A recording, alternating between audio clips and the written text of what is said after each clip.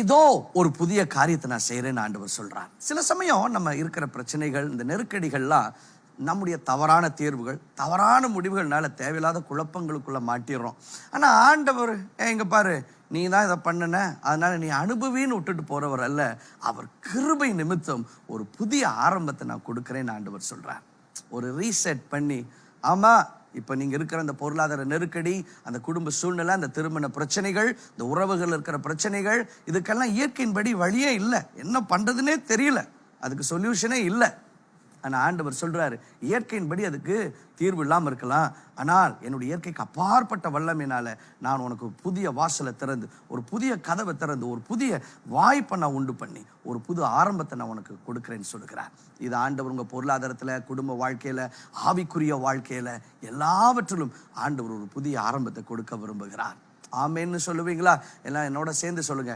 இதோ ஒரு புதிய காரியத்தை ஆண்டவர் எனக்கு செய்கிறார், அது இப்பொழுதே ஆரம்பமாகி விட்டது. அந்த கமெண்ட் செக்ஷன்ல டைப் பண்ணுங்க, இதோ ஒரு புதிய காரியத்தை ஆண்டவர் செய்கிறார், இப்பொழுதே அது ஆரம்பமாகி விட்டது.